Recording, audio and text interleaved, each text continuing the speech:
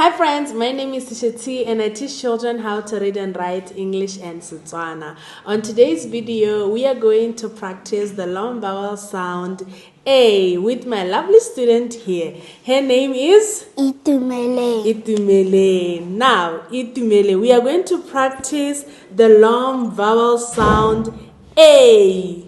A. A. A. We usually find this A at the end of the Word. At the end of the word. Are you ready to practice the long vowel sound A? Yes. Let's go. Let's read.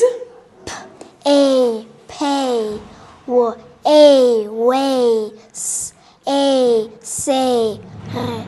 A. Ray. Now let's practice together.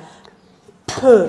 A. Pay. W. A. Way. S. A. Say. R. A. Ray. Good job. High five.